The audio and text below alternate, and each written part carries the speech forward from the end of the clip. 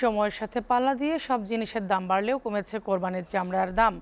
অথচ একই সময়ে বেড়েছে জুতা, স্যান্ডেল সহ সব ধরনের চামড়াজাত পণ্যের মূল্য। চামড়ার প্রতি দরের পেছনে ট্যানারি মালিক সিন্ডিকেটের কারসাজিরও অভিযোগ রয়েছে। ঈদের পর সীমান্ত দিয়ে অবৈধ পথে ভারতে চামড়া পাচার রোধে সাতক্ষীরার 278 কিলোমিটার সীমান্ত জুড়ে নিরাপত্তা জোরদার করেছে বিজিবি ও পুলিশ সহ আইনশৃঙ্খলা বাহিনী। সাতক্ষীরা থেকে শাহিন গোলদারের প্রতিবেদন। বিশ্ববাজারে চামড়ার দাম বাড়লেও দেশের চামড়ার বাজার চীন কেন্দ্রিক ও প্রতিযোগিতাহীন। চামড়ার ন্যায্য মূল্য থেকে বঞ্চিত করছেন কোরবানিদাতা ও মসজিদ মাদ্রাসা ভিত্তিক সিন্ডিকেট। সীমান্ত দিয়ে চামড়া পাচার রোধে বিজিবি ও পুলিশ সহ আইন শৃঙ্খলা বাহিনী নিরাপত্তা জোরদার করেছে। সাতক্ষীরায় 278 কিলোমিটার সীমান্ত এলাকায় 30টি চোরাই ঘাট নিয়ন্ত্রণ করে একাধিক সিন্ডিকেট। চামড়া কিনে আমরা লসে আছি বা চামড়া কিনে কেন লস করবো? আমার মনে হয় পাচার হয়ে যাচ্ছে ভারতে, আর ব্যবসায়ীরা চামড়া কিনছে না।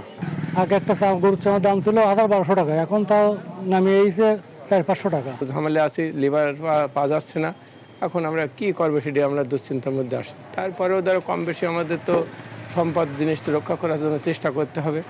ট্যানারি মালিক সিন্ডিকেটের কাছে জিম্মি ক্ষুদ্র চামড়া ব্যবসায়ীরা, এমন অভিযোগ তাদের। ট্যানারি মালিকরা সময় মতো বকেয়া পরিশোধ না করায় এবারও সাতক্ষীরায় কোরবানির পশুর চামড়ার বাজারে ধস নামতে পারে আশঙ্কা করছে ক্ষুদ্র চামড়া ব্যবসায়ীরা।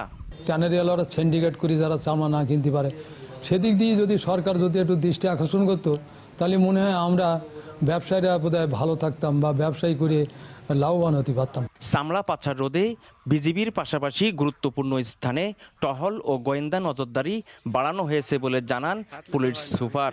চামড়া যেন নষ্ট না হয় সেদিকে সজাগ দৃষ্টি রাখতে হবে বলে জানান জেলা প্রশাসক। তো কোরবানির পশুর চামড়াটা যাতে যথাযথভাবে সংরক্ষণ করা হয় এবং সেটা বাজারজাতকরণ পর্যন্ত যেন চামড়াটা ভালো থাকে, যেন নষ্ট না হয়, এটা আমাদের সেই লক্ষ্যেই আমরা জেলা পর্যায়ে সংশ্লিষ্ট সকলকে নিয়ে একটা সভা করেছি। পয়েন্টগুলোতে অতীতে চামড়া ধরা গেছে যে পাচার হওয়ার চেষ্টা করেছে, আমরা সেগুলোকে চিহ্নিত করেছি এবং সেখানে আমাদের পোশাকি পুলিশ রয়েছে, পাশাপাশি ডিবি টিম রয়েছে, এছাড়া ডিএসবির স্পেশাল টিম যারা গোয়েন্দা নজরদারি করে তারা রয়েছে। Shahin Goldar, SA TV, Satkhira.